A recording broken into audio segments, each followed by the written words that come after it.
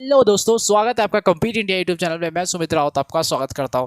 दोस्तों, ये चैप्टर 1 का पार्ट 2 है। चैप्टर 1 के पार्ट 1 में दोस्तों हमने फिनिश करा था मैनेजमेंट का इंट्रोडक्शन, और साथ ही साथ दोस्तों हमने फिनिश करा था management as science, arts and profession.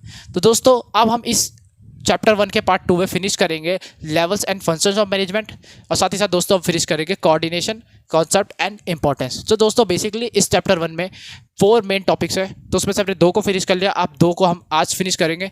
यदि आपने दोस्तों फर्स्ट पार्ट नहीं देखा है तो मैं आपको लिंक डिस्क्रिप्शन में दे दूंगा, आप जाके चेक करिए और वीडियो को देखिए।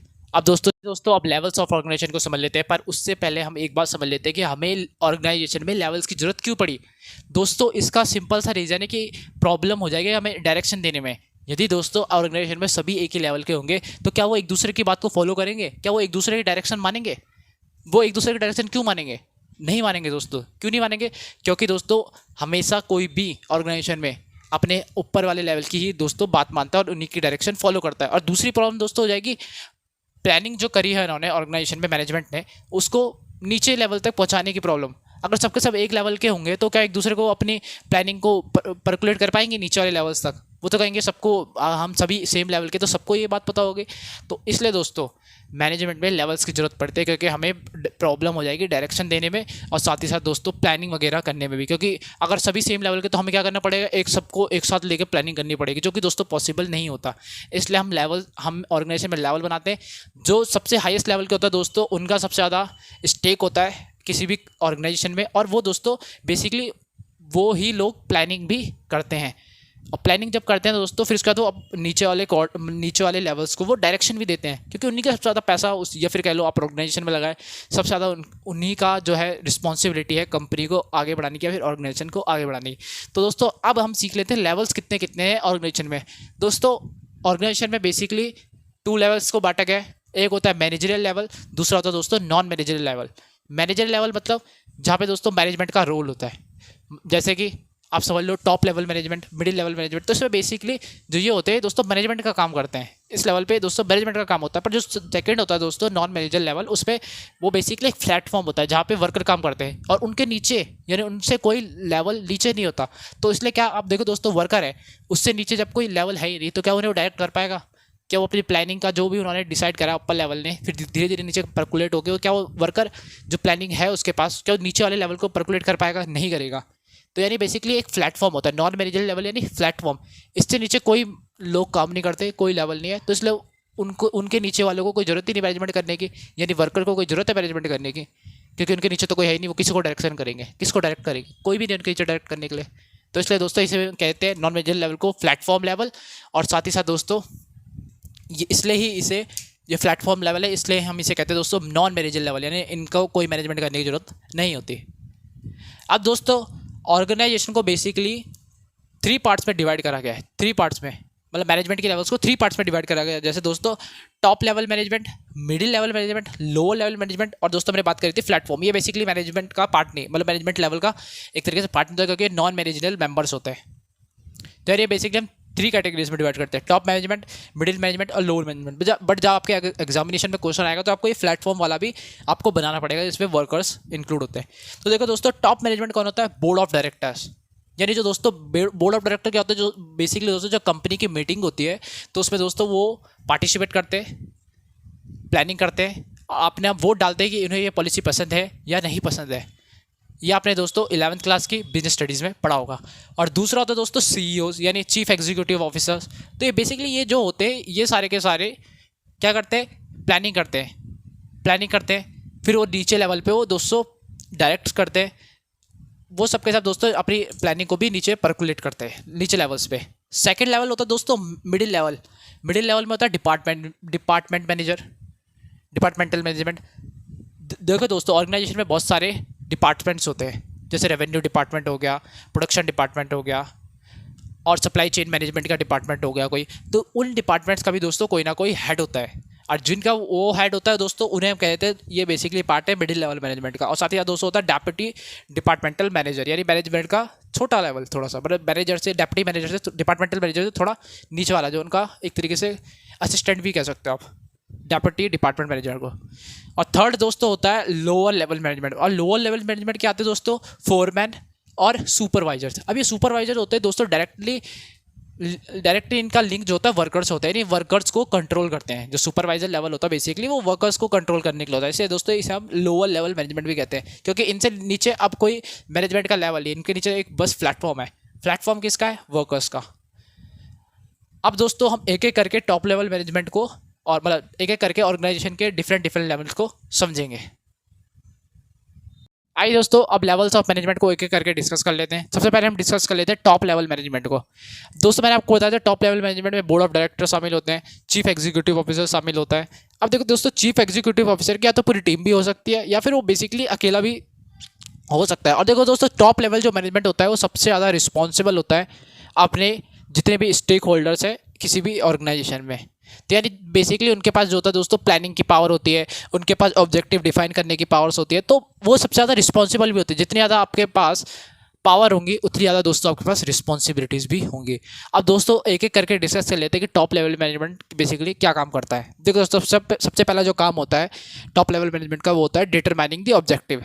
यानी उन्हें ऑब्जेक्टिव डिफाइन करना होता है कि इस साल हमारी सेल इतनी होनी चाहिए, इस साल हमारा प्रॉफिट इतना होना चाहिए, रेवेन्यू इतना होना चाहिए। तो बेसिकली जो भी वो ऑब्जेक्टिव डिसाइड करते हैं, तो मतलब बेसिकली इनका काम टॉप लेवल मैनेजमेंट का डिटरमाइन करना होता है ऑब्जेक्टिव्स को, कि उनके जो भी ऑब्जेक्टिव्स हो सकते हैं, जैसे उनका रेवेन्यू मैक्सिमाइजेशन का ऑब्जेक्टिव हो सकता है, प्रॉफिट मैक्सिमाइजेशन का ऑब्जेक्टिव होता है, कुछ भी ऑब्जेक्टिव हो सकता है। दूसरा है दोस्तों डिटरमाइनिंग द पॉलिसीज़। अब वो बेसिकली कौन सी पॉलिसी अडॉप्ट करेंगे कि उनका जो है उन्होंने ऑब्जेक्टिव डिफाइन करा है उसे कैसे अचीव करना है। तो ये काम भी दोस्तों टॉप लेवल मैनेजमेंट ही करता है। थर्ड पॉइंट है दोस्तों determining the activities basically economic activities या बिजनेस एक्टिविटीज़। तो वो भी टॉप लेवल मैनेजमेंट डिसाइड करता है कि दोस्तों कैसे हमें अपनी इकोनॉमिक एक्टिविटी या बिजनेस एक्टिविटीज़ को परफॉर्म करना है, किस चीज़ों की हमें ज़रूरत पड़ेगी या फिर किस तरह से हमें एग्जीक्यूट करना है इन सब चीज़ों को, एक्टिविटीज़ को। फोर्थ पॉइंट को दोस्तों समझ लेते हैं assembling of resources. Assembling of resources का मतलब दोस्तों कैपिटल का रिसोर्स को एक्यूमुलेट करना, आपके फिक्स असेट्स को एक्यूमुलेट करना, रॉ मटेरियल को एक्यूमुलेट करना। तो ये काम भी बेसिकली दोस्तों टॉप लेवल मैनेजमेंट का होता है, क्योंकि दोस्तों अब कैपिटल अपनी ऑर्गेनाइजेशन में मंगाना ही एक बहुत डिफिकल्ट टास्क होता है। तो ये सब काम चीफ एग्जीक्यूटिव ऑफिसर्स के जिम्मे ही होता है कि उन्हें किस तरह से अपने कंपनी को मतलब इस तरह से शो करना है कि उनकी कंपनी में कैपिटल आ सके। और जब उनके पास दोस्तों कैपिटल आएगी तो वो और ज़्यादा अपनी ऑर्गेनाइजेशन को एक्सपैंड कर सकते हैं। फिफ्थ पॉइंट है दोस्तों कंट्रोलिंग द वर्क परफॉर्मेंस। तो बेसिकली अब ये वर्क परफॉर्मेंस को भी कंट्रोल भी करता है और असेस भी करता है कि मतलब हमारी जो वर्क जो हम कर रहे हैं क्या उसकी परफॉर्मेंस सही है, अप टू द मार्क है या नहीं है, या फिर कहीं परफॉर्मेंस पुअर तो नहीं हो रही। तो ये सब भी दोस्तों टॉप लेवल मैनेजमेंट के पास ही होता है, क्योंकि टॉप लेवल मैनेजमेंट सबसे ज़्यादा रिस्पॉन्सिबल होता है, तो उसके पास सबसे ज़्यादा इंपॉर्टेंट काम होते हैं ऑर्गेनाइजेशन के, या फिर उनका डिसीजन पावर भी सबसे ज़्यादा होती है। अब दोस्तों समझ लेते हैं मिडिल लेवल मैनेजमेंट को। मिडिल लेवल मैनेजमेंट मैंने आपको बताया था दोस्तों, इसमें बेसिकली डिपार्टमेंटल हेड्स होते हैं। जितने भी आपके ऑर्गेनाइजेशन में डिपार्टमेंट होंगे, जैसे रेवेन्यू डिपार्टमेंट हो गया, प्रोडक्शन डिपार्टमेंट हो गया, तो इन सब के बेसिकली हेड्स को या फिर कह लीजिए इनके मैनेजर्स को इस लेवल में रखा जाता है। और इनका काम तो दोस्तों इंटरप्रेटिंग द पॉलिसीज़, जो भी टॉप लेवल ने पॉलिसीज़ बनाई है अब उसको इंटरप्रेट करना कि बेसिकली उन्होंने क्या पॉलिसी बनाई और फिर इसको दोस्तों अपने डिफरेंट लेवल में ताकि वो पहुंचा सके, इंटरप्रेट करेगा डिफरेंट लेवल तक पहुंचा सके। इंटरप्रेट करना होता है मतलब बेसिकली एनालाइज करना कि क्या टॉप लेवल मैनेजमेंट ने पॉलिसी बनाई है। सेकंड पार्ट है दोस्तों प्रिपेयरिंग द ऑर्गेनाइजेशन सेटअप। तो इनका दोस्तों काम होता है दोस्तों ऑर्गेनाइजेशन की सेटअप करना दोस्तों। ऑर्गेनाइजेशन सेटअप मतलब मान लीजिए दोस्तों आपका डिपार्टमेंट है, कोई सेल्स डिपार्टमेंट है, तो उसके नीचे आप कितने लेवल आप दोगे, मतलब कितने लेवल्स में आप लोगों को रिक्रूट करोगे। जैसे मान लीजिए आप सेल्स डिपार्टमेंट के हेड है, तो आप बेसिकली डेप्यूटी कितने डेप्यूटी डिपार्टमेंटल मैनेजर्स रखोगे अपने टीम में, या फिर कितने आप और वर्कर रखोगे। तो बेसिकली ये जो होता है ऑर्गेनाइजेशन का एक सेटअप करना होता है कि मेरे जो अगर मैं डिपार्टमेंटल हेड हूँ तो मेरे नीचे कितने और लोग काम करेंगे और उनका बेसिकली क्या क्या रोल होगा। तो ये दोस्तों बेसिकली होता है ऑर्गेनाइजेशन सेटअप करना। थर्ड होता है दोस्तों अपॉइंटिंग द एम्प्लॉयज़। अब यही लोग जो होते हैं दोस्तों इसी लेवल के जो मैनेजर होते हैं बेसिकली वो अपॉइंट करते हैं एम्प्लॉयज़ को, ताकि वो दोस्तों ऑर्गेनाइजेशन के जितने भी गोल्स हैं, जितने भी ऑब्जेक्टिव्स हैं उन्हें अचीव कर सके। बिना लोगों के दोस्तों काम या फिर अपना गोल अचीव नहीं करा जा सकता। फोर्थ है दोस्तों इशूइंग द इंस्ट्रक्शन। अब दोस्तों यही लेवल के लोग जो इंस्ट्रक्शन देते हैं लोअर लेवल को, यानी जो आपकी लोअर लेवल मैनेजमेंट होती है और वर्कर्स होते हैं, बेसिकली ये लोग जो होते हैं इंस्ट्रक्शन उन्हें प्रोवाइड करते हैं। फिफ्थ है दोस्तों मोटिवेटिंग द एम्प्लॉयज़। अब क्या होता है दोस्तों, आपके ऑर्गेनाइजेशन में कोई जो भी वर्कर्स होते हैं या फिर आपके और भी जो एम्प्लॉयज़ होते हैं बेसिकली उनको ही क्या करते हैं, मोटिवेट करते हैं। अब मोटिवेट करने से दोस्तों बेसिकली उनको एक तरीके से और अच्छा काम करने के लिए एक तरीके से मोटिवेशन मिलता है, ताकि वो और अच्छे से अपना काम कर सकें।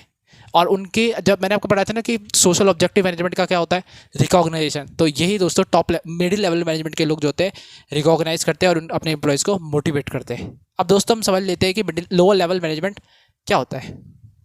आइए दोस्तों अब लोअर लेवल मैनेजमेंट को समझ लेते हैं और बेसिकली उसके रोल्स को भी हम समझ लेते हैं। देखो दोस्तों, मैंने आपको बताया था लोअर लेवल मैनेजमेंट पे सुपरवाइजर्स और फोरमैन्स होते हैं। तो दोस्तों इसी लोअर लेवल मैनेजमेंट को फर्स्ट लेवल ऑफ मैनेजमेंट भी कहा जाता है, क्योंकि यही दोस्तों इसी लेवल के लोग जो होते हैं वर्कर के साथ सबसे ज़्यादा अटैच होते हैं, सबसे ज़्यादा उन्हीं के साथ वो उन्हें काम करना पड़ता है। तो दोस्तों ये क्या करते हैं, अब इनका काम क्या होते हैं, इनके रोल्स को समझ लेते हैं लोअर लेवल मैनेजमेंट के। तो दोस्तों सबसे पहला इनका काम होता है submitting the workers grievance. Basically दोस्तों जो भी वर्कर्स की जो प्रॉब्लम्स होती हैं, जैसे कि उनको अच्छा पानी नहीं मिल रहा हो, अगर वो जिस जगह वो काम कर रहे हैं उनको अच्छी मतलब एक तरीके से एनवायरनमेंट ना मिल रहा हो जहाँ पे वो काम कर रहे हैं, तो बेसिकली वो एक तरीके से अपनी ग्रीवेंस दे सकते हैं कि हमें इस तरीके की प्रॉब्लम हो रही है सुपरवाइज़र को, और आप इस लेवल मतलब इस हमारी प्रॉब्लम को आप अपर लेवल मैनेजमेंट तक पहुँचाओ और हमारी प्रॉब्लम को सॉल्व करो। क्योंकि दोस्तों अगर वर्कर अच्छे से काम करेंगे, अच्छा उन्हें एनवायरनमेंट मिलेगा, तो और अच्छे से अपना काम को परफॉर्म कर पाएंगे और आपके ऑर्गेनाइजेशन के साथ लंबे समय तक बने रहेंगे।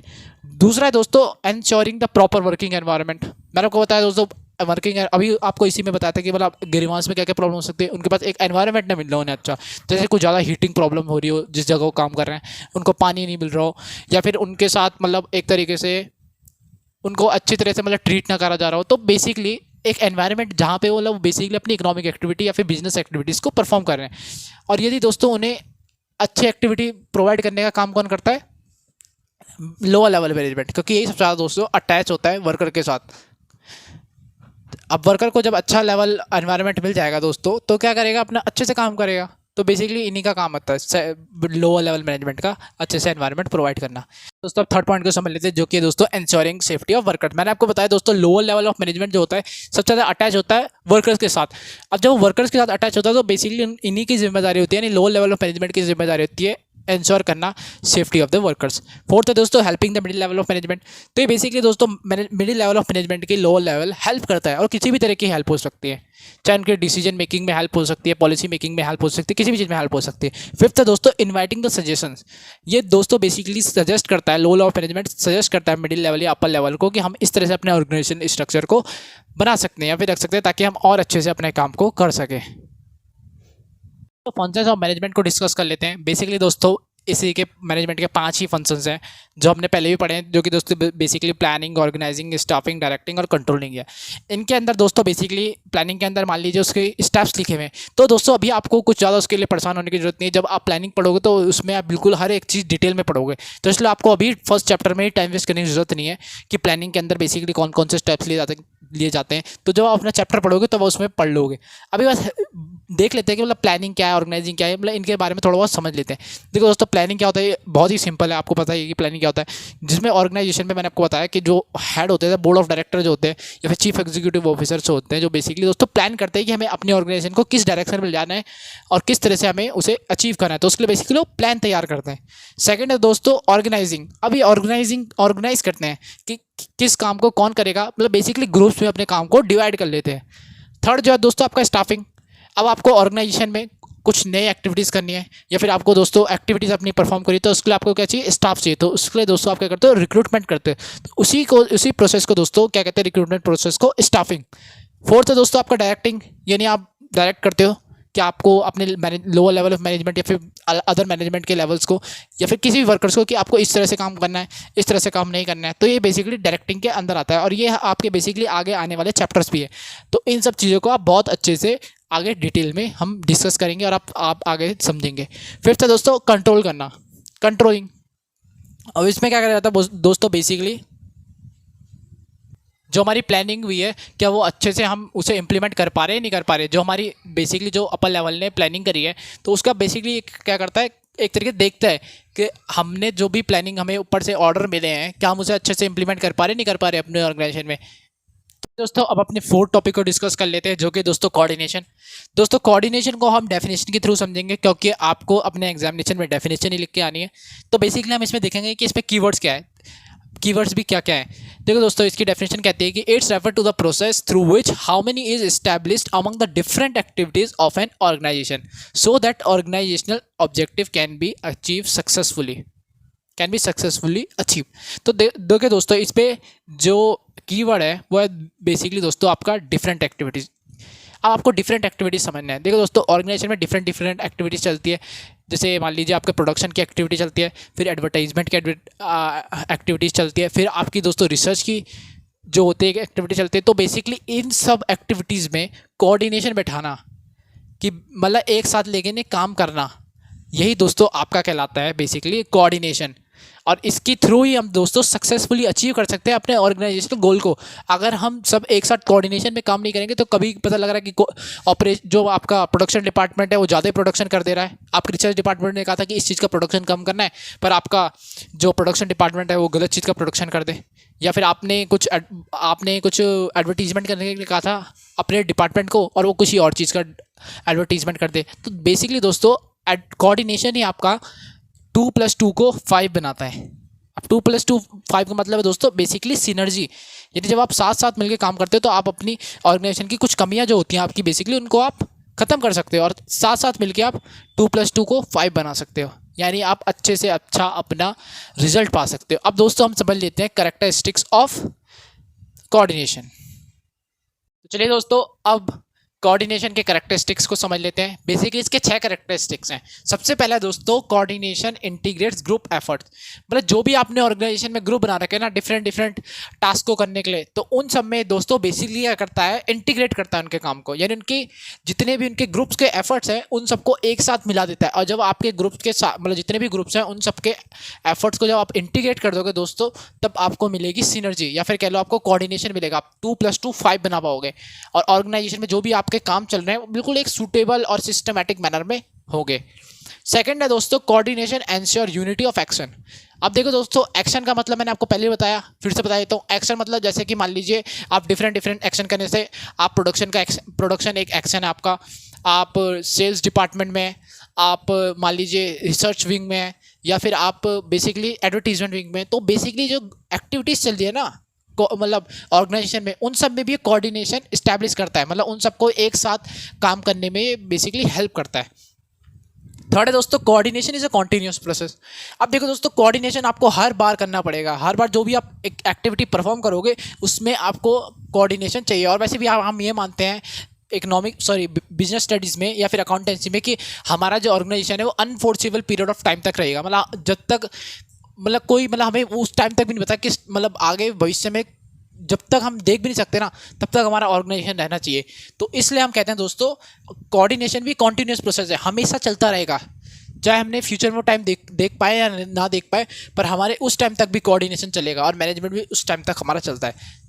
तो बेसिकली दोस्तों ये इसे हम कह सकते हैं बिल्कुल कॉन्टिन्यूस है, हमेशा चलता रहेगा। एक टास्क कंप्लीट हुआ तो अगले टास्क में भी हमें कोऑर्डिनेशन चाहिए। चाहे कितने भी हम अपनी एक्टिविटीज़ को परफॉर्म करें, हमें कोऑर्डिनेशन चाहिए। इन शॉर्ट हम ये कह सकते हैं। फोर्थ है दोस्तों, coordination is all pervasive function. मतलब कोऑर्डिनेशन हर जगह है। आप ऑर्गेनाइजेशन में किसी भी लेवल पे चले जाओ, या फिर आप कह लो किसी भी आप एक्टिविटीज़ को परफॉर्म कर रहे हो, तो वहाँ कोऑर्डिनेशन आपको मिलेगा ही मिलेगा। कोऑर्डिनेशन के बिना अगर काम करा तो सब कुछ खत्म हो जाएगा, कुछ भी नहीं बचेगा आपके पास, नथिंग, या फिर कह लीजिए आपको मिलेगा फेलियर अगर आपने कोऑर्डिनेशन से काम नहीं करा। क्योंकि पता चल रहा है कोई और ग्रुप कुछ और टास्क कर रहा है, आपका ग्रुप कुछ और टास्क कर रहा है, दोनों को बल्कि एक साथ काम करना था तो एक साथ काम ही नहीं कर रहे। तो इसलिए दोस्तों आपको कुछ भी नहीं मिलेगा अगर आप कोऑर्डिनेशन नहीं करोगे। फिफ्थ है दोस्तों, coordination is a responsibility of all manager. तो देखो दोस्तों, मैनेजर का काम क्या होता है? मैनेजर का काम बेसिकली मैनेज करना ही होता है, और मैनेज करने में ही दोस्तों हमें कोऑर्डिनेशन भी बिठाना पड़ता है। तो यानी जो मैनेजर्स होते हैं उनका काम कोऑर्डिनेशन बिठाना भी होता है। मैनेजमेंट के साथ साथ कोऑर्डिनेशन बिठाना भी मैनेजर का ही काम होता है। सिक्स्थ है दोस्तों, coordination is a deliberate function. Deliberate मतलब जानबूझकर करा हुआ। ऐसा नहीं है कि जो कोऑर्डिनेशन होता है वो अपना आप हो जाता है। हमने मतलब एक ग्रुप बनाया, 2 ग्रुप बनाया और वो अपना आप ही कोऑर्डिनेट करके बैठ जाएंगे। नहीं, ऐसा नहीं होगा। कोऑर्डिनेशन जानबूझ के कराया जाता है। मैनेजर जानबूझ के उसमें कोऑर्डिनेशन बिठाते हैं, ताकि आपका जो भी आपने टास्क या आपने परफॉर्मेंस आपको करनी है, इकोनॉमिक एक्टिविटी आपको जो भी करनी है, बिजनेस एक्टिविटी करनी है, तो वो सब में अच्छे से आप परफॉर्म कर पाओ, ऑर्गेनाइजेशन को अच्छे से रन हो पाए हमारी ऑर्गेनाइजेशन। इसलिए दोस्तों हम कोऑर्डिनेशन को करते हैं। दोस्तों, आप coordination is the essence of management के कॉन्सेप्ट को समझ लेते हैं कि बेसिकली दोस्तों क्या होता कि हमारे पास मैनेजमेंट के 5 काम होते हैं: planning, organising, staffing, directing, controlling. पहले के जो एक्सपर्ट होते थे वो मानते थे कि ये 5 काम तो है ही है, साथ ही साथ कोऑर्डिनेशन भी एक मैनेजमेंट का छठा काम है। यानी अगर हम प्लानिंग कर लेंगे, ऑर्गेनाइजिंग कर लेंगे, स्टाफिंग कर लेंगे, डायरेक्टिंग कर लेंगे, कंट्रोलिंग कर लेंगे, तो उसके साथ उसके बाद हमें कोऑर्डिनेशन भी करना पड़ेगा। पर जो आज के मॉडर्न एक्सपर्ट्स हैं मैनेजमेंट के, उनका मानना ये है कि ये मैनेजमेंट के केवल 5 ही काम होते हैं: प्लानिंग, ऑर्गेनाइजिंग, स्टाफिंग, डायरेक्टिंग और कंट्रोलिंग। जो कोऑर्डिनेशन होता है बेसिकली एक एसेंशियल एलिमेंट होता है, या फिर मैनेजमेंट का ये बेसिकली एसेंस होता है। जब हम ये 5 काम कर लेते हैं ना, तब इसके बाद जो मैनेजर्स होते हैं बेसिकली कोऑर्डिनेशन बैठाने में ही लगे रहते हैं। तो यानी बेसिकली जो मैनेजमेंट में जो कोऑर्डिनेशन है वो 6 एलिमेंट नहीं है, वो बस मैनेजमेंट का एक एसेंशियल पार्ट है। यानी जब हम 5 काम कर लेंगे तब हम बैठे रहेंगे या फिर हमारे मैनेजर बैठे रहेंगे कोऑर्डिनेशन इस्टेब्लिश करने में। अब दोस्तों हम समझ लेते हैं कोऑर्डिनेशन एंड प्लानिंग को, मतलब इनके अब देखने की कोशिश करते हैं कि इनमें कैसे, मतलब प्लानिंग में भी कोऑर्डिनेशन होता है। अब देखो दोस्तों, जब भी कोई प्लानिंग करता है ना ऑर्गेनाइजेशन में, तो बेसिकली उनका मेन फोकस या मेन पॉइंट यही रहता है कि वो किस तरह से कोऑर्डिनेशन बैठा सके अपने ऑर्गेनाइजेशन में। क्योंकि अगर ऑर्गेनाइजेशन में कोऑर्डिनेशन नहीं बैठेगा दोस्तों, आपको इसके फिर नेगेटिव रिजल्ट मिलने चालू हो जाएंगे ऑर्गेनाइजेशन में। तो जब भी हम प्लानिंग करते हैं तो हमारा मेन फोकस कोऑर्डिनेशन ही रहता है। अब जब दोस्तों हम ऑर्गेनाइजिंग करते हैं, यानी डिफरेंट ग्रुप्स में हम बांट देते हैं काम को, तब भी हम दोस्तों कोऑर्डिनेशन ही इस्टेब्लिश करने पे लगे रहते हैं। जब हम स्टाफिंग करते हैं दोस्तों, तब भी हम कोऑर्डिनेशन करते हैं। कैसे करते हैं? जैसे मान लीजिए आपके डिपार्टमेंट को कुछ ज़रूरत है स्टाफ की, तो आप क्या करोगे? HR डिपार्टमेंट से कॉन्टैक्ट करोगे। तो यानी बेसिकली आप कोऑर्डिनेशन ही तो बैठा रहे हो एट द एंड। हर एक डिपार्टमेंट में आप कोऑर्डिनेशन बिठाने की कोशिश कर रहे हो। आप अगर स्टाफिंग कर रहे हो तो भी आप अपने HR डिपार्टमेंट को बताओगे। तो यानी यहाँ भी आप कोऑर्डिनेशन कर रहे हो। बताना वाला एक तरीके से कोऑर्डिनेशन इस्टेब्लिश करना। अगर आप बताओगे नहीं तो कोई कोऑर्डिनेशन होगा उसमें, फिर तो किसी मर्जी को भी स्टाफ को रख देंगे, चाहे ज़रूरत हो ना हो। इस वजह से कोऑर्डिनेशन की जरूरत होती है। 6 है दोस्तों डायरेक्टिंग। अब जब आपको डायरेक्ट करना है अपने वर्कर्स को या फिर अपने स्टाफ को या फिर एम्प्लॉयज़ को, तब भी आपको कोऑर्डिनेशन बिठाना पड़ेगा। अगर आप कोऑर्डिनेशन नहीं बिठाओगे, उनको पॉलिसीज़ नहीं बताओगे, उनको आप अपनी एक तरीके से प्लानिंग नहीं बताओगे, तो दोस्तों क्या वो कोऑर्डिनेशन हो पाएगा? कोऑर्डिनेशन हो पाएगा? क्या आपकी ऑर्गेनाइजेशन अच्छे से काम कर पाएगी? नहीं कर पाएगी। इसलिए दोस्तों डायरेक्टिंग करते समय भी जब आप बताते हो कि आपको ये काम करना है, वो काम करना है, तब भी आप कोऑर्डिनेशन बैठाते हो। अगर आप उन्हें बताओगे नहीं ये करना है, तो इसलिए मतलब आप कोऑर्डिनेशन नहीं करें, बताओगे नहीं तो काम कैसे करेंगे? जब मतलब कोऑर्डिनेशन नहीं होगा तो काम खराब हो जाएगा। और पॉइंट है दोस्तों आपका कोऑर्डिनेशन एंड कंट्रोलिंग। अब कंट्रोलिंग दोस्तों बेसिकली आपका एक्चुअल जो रिजल्ट्स हैं उनको क्लोज ले जाना होता है डिज़ायर्ड रिजल्ट के पास। यानी आपके जो डिज़ायर, जो आपने आपने सोचा होगा, कुछ आपने रिजल्ट सोचे होंगे, अब आपके जो एक्चुअल एफर्ट्स हैं या फिर एक्चुअल रिजल्ट को आप उसके पास ले जाते हो कि जो भी अब आपका रिजल्ट आ रहा है, बेसिकली जो भी आप ऑर्गेनाइजेशन में काम वाम करके रिजल्ट निकाल रहे हो, तो उसको आप डिज़ायर्ड रिजल्ट के पास ले जाते हो। अब ये कैसे पॉसिबल है? कोऑर्डिनेशन के साथ पॉसिबल है दोस्तों। अगर कोऑर्डिनेशन आप नहीं करोगे तो क्या आप पहले वाली जो इतनी सारी जो हमने 4 पढ़े, तो उन सब में आप कोऑर्डिनेशन कर पाओगे? और जब यही 4 अगर ठीक नहीं होंगे ऊपर वाली, तो क्या नीचे वाले ठीक हो जाएगी? आप एक्चुअल रिजल्ट को डिज़ायर्ड रिजल्ट के पास ले जा पाओगे जो आपने पहले इसका ही काम खराब करा है? नहीं हो पाएगा दोस्तों। यानी कोऑर्डिनेशन कंट्रोलिंग में भी बहुत ज़्यादा ज़रूरी है। तो दोस्तों हम कंक्लूजन ये दे सकते हैं कि बिना कोऑर्डिनेशन के मैनेजमेंट किसी काम का नहीं है। यानी मैनेजमेंट का एक एसेंस है आपका कोऑर्डिनेशन। तो अब इंपॉर्टेंस ऑफ कोऑर्डिनेशन को समझ लेते हैं। पर इंपॉर्टेंस ऑफ कोऑर्डिनेशन समझने से पहले दोस्तों मैं आपको बता दूं कि कोऑर्डिनेशन की ज़रूरत दोस्तों मैनेजमेंट के हर एक लेवल में होती है। अब आप इसको ऐसे भी समझ सकते हैं कि top level management, lower level of management, या फिर कह लें मिडिल लेवल ऑफ मैनेजमेंट। ये बेसिकली एक तरीके से ग्रुप ही तो है, और ग्रुप के बीच में कोऑर्डिनेशन भी बैठाया जाता है। ये इसका मैंने एक कैरेक्टरिस्टिक में बैठाया था, यानी बताया था आपको कि ग्रुप में कोऑर्डिनेशन बैठाना भी कोऑर्डिनेशन का एक काम होता है। तो बेसिकली दोस्तों हम कह सकते हैं कि जितने भी लेवल ऑफ मैनेजमेंट होते हैं उन सब में भी कोऑर्डिनेशन होता है। यदि वो कोऑर्डिनेशन के साथ काम नहीं करेंगे तो ऑर्गेनाइजेशन ख़त्म हो जाएगी। कैसे? मैंने आपको बताया था दोस्तों कि lower level of management worker के साथ सबसे ज़्यादा अटैच होती है, सबसे ज़्यादा उन्हीं के साथ वो काम करती है। अब उनके जो सजेशंस होते हैं दोस्तों वो अपर लेवल तक या फिर कह लो मिडिल या टॉप लेवल मैनेजमेंट तक पहुंचाती है। यदि वो lower level of management top level तक उनके ग्रीवांसेस को नहीं पहुंचा पाएगी और अपने सजेशन नहीं दे पाएगी, तो वर्कर्स को तो प्रॉब्लम हो जाएगी। और जब प्रॉब्लम हो जाएगी तो क्या पता वो आपका ऑर्गेनाइजेशन ही छोड़ दें। तो बेसिकली हम कह सकते हैं कि हर लेवल ऑफ मैनेजमेंट पे कोऑर्डिनेशन की जरूरत होती है, और आप कोऑर्डिनेशन मतलब जो मैनेजमेंट के तीनों लेवल है उनमें भी कोऑर्डिनेशन की जरूरत होती है। अब चलिए दोस्तों importance of management, importance of coordination को देख लेते हैं। तो बेसिकली 4 इसके इंपॉर्टेंस है। सबसे पहला दोस्तों साइज ऑफ द ऑर्गेनाइजेशन। अब क्या होता है दोस्तों मॉडर्न टाइम में कि ऑर्गेनाइजेशन का साइज बहुत बड़ा बड़ा होता है। कई कई तो मल्टीनेशनल कंपनीज होती हैं, कई कई देशों में उनकी जो ब्रांचेस होती हैं। अब उन सभी ब्रांचेस में कोऑर्डिनेशन अगर नहीं बैठेगा तो दोस्तों क्या ऑर्गेनाइजेशन सफल हो पाएगी? दोस्तों नहीं। इवन हम बात कर ले एक ही कंट्री में भी अगर किसी की ऑर्गेनाइजेशन है तो उन सभी डिपार्टमेंट में भी मतलब उन्हीं सब जितने भी उनकी ब्रांचेस हैं उन सब में भी दोस्तों उन्हें अपना और कोऑर्डिनेशन बिठाना पड़ेगा। यानी कोऑर्डिनेशन अब इतने बड़े बड़े जो हमारे ऑर्गेनाइजेशन हो गए हैं उन सब में कोऑर्डिनेशन बिठाना एक एसेंशियल काम हो गया है। सेकंड पॉइंट है दोस्तों आपका फंक्शनल डिफरेंशिएशन। बेसिकली दोस्तों क्या होता है आपके ऑर्गेनाइजेशन में डिफरेंट डिफरेंट डिपार्टमेंट्स होते हैं। अब जो डिफरेंट डिफरेंट डिपार्टमेंट होते हैं, मान लीजिए आपके पास है एक डिपार्टमेंट प्रोडक्शन डिपार्टमेंट।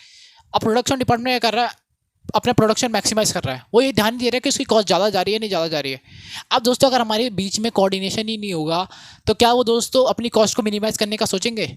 नहीं सोचेंगे। उनका काम तो बस प्रोडक्शन मैक्सिमाइज करना है, क्योंकि प्रोडक्शन डिपार्टमेंट से क्या हम उम्मीद रखेंगे? प्रोडक्शन ज़्यादा करें। तो यानी दोस्तों फिर क्या होगा, हमें ध्यान देना पड़ेगा, हमें कोऑर्डिनेशन रखना पड़ेगा, हमें उनके अकाउंट्स डिपार्टमेंट के साथ भी कोऑर्डिनेशन रखना पड़ेगा। फिर उनकी जो भी इकोनॉमिक विंग होगी उसके बाद भी इनका ध्यान रखना पड़ेगा, कोऑर्डिनेशन बिठाना पड़ेगा कि उनका कॉस्ट भी मिनिमाइज हो सके। वरना दोस्तों वो तो प्रोडक्शन करते रहेंगे चाहे उनकी कॉस्ट कितनी भी आए। तो इसलिए दोस्तों हमारा कोऑर्डिनेशन बिठाना डिफरेंट डिफरेंट डिपार्टमेंट्स में ज़रूरी होता है, क्योंकि उनके गोल जो होते हैं डिफरेंट डिपार्टमेंट्स के डिफरेंट डिफरेंट होते हैं। इसलिए दोस्तों हमें कोऑर्डिनेशन बिठाते हैं ताकि हम अपने गोल्स को अचीव कर पाएँ, अपने ऑर्गेनाइजेशन गोल को अचीव कर पाएँ। थर्ड है दोस्तों स्पेशलाइजेशन। अब क्या होता है दोस्तों, आपको कोई काम मिला है तो उसको बेसिकली आप क्या करोगे, छोटे छोटे सब अपने ऑर्डिनेट्स को बांट दोगे, सब ऑर्डिनेट्स को बांट दोगे ताकि आप स्पेशलाइजेशन को पा सको। स्पेशलाइजेशन मतलब दोस्तों अगर मैं एक काम को कर रहा हूँ और मैं उसे ज़्यादा लंबे समय तक कर रहा हूँ तो दोस्तों मेरे पास क्या आ जाएगा, एक स्पेशलाइजेशन आ जाएगा उस चीज़ में। तो बेसिकली दोस्तों हम क्या करते हैं, एक जो हमें बड़ा सा काम होता है उसे हम छोटे छोटे पार्ट्स में डिवाइड कर लेते हैं ताकि हम स्पेशलाइजेशन का फ़ायदा उठा सके। अब दोस्तों इनका क्या काम होता है, अपने काम को करना। तो टोटल वर्क पे तो इनका कोई ध्यान नहीं होता, इनको अपने काम पे ध्यान देना होता है। और यदि इनका टोटल काम पे ध्यान नहीं होगा दोस्तों तो ऐसा भी हो सकता है कि हमारा टोटल काम जो है वो अचीव ही ना हो। सब अपना अपना काम करें और जो टोटल काम हमें अचीव करना था वो अचीव ही ना हो। तो इसलिए दोस्तों हमें इधर भी हमें यानी थर्ड पॉइंट में कितने ज़्यादा इंपॉर्टेंस है कोऑर्डिनेशन की आप देख सकते हो। स्पेशलाइजेशन फील्ड में मतलब स्पेशलाइजेशन वाले पॉइंट में भी हमें कोऑर्डिनेशन की जरूरत होती है। इसलिए दोस्तों एक इंपॉर्टेंस है कोऑर्डिनेशन का। फोर्थ दोस्तों इंटरडिपेंडेंस ऑफ डिफरेंट प्रोसेसेस। जो हमारे डिफरेंट डिफरेंट प्रोसेसेस होते हैं उस पर जितना ज़्यादा उनका दोस्तों इंटरडिपेंडेंस होगा, जितने ज़्यादा वो एक दूसरे पर निर्भर होंगे दोस्तों उतना ज़्यादा हमारा ऑर्गेनाइजेशन को बेनिफिट होगा। तो यानी कोऑर्डिनेशन बहुत ज़्यादा ज़रूरी है। इंटरडिपेंडेंस डिफरेंट डिफरेंट दोस्तों प्रोसेसेस की बहुत ज़रूरी है, क्योंकि दोस्तों जब उनका डिफरेंट मतलब जो वो बेसिकली जो प्रोसेस कर रहे हैं वो डिपेंडेंट होंगे, जितना ज़्यादा वो डिपेंडेंट होंगे दोस्तों उतना ज़्यादा हमें अच्छा रिजल्ट मिलेगा। अब दोस्तों आपका यहाँ पे चैप्टर नंबर 1 फिनिश होता है। आई होप दोस्तों आपको सारे कॉन्सेप्ट समझ में आए होंगे। नहीं समझ में आए तो आप कमेंट पे पूछिए, मैं आपको बताता हूँ। और दोस्तों आप चैनल को जरूर सब्सक्राइब करें ताकि मैं आगे भी जो भी वीडियो लाऊंगा उसके आपको नोटिफिकेशन मिलती रहे। और दोस्तों साथ ही साथ आप बेल आइकन को भी प्रेस कर दें। So thank you for watching video. जय हिंद।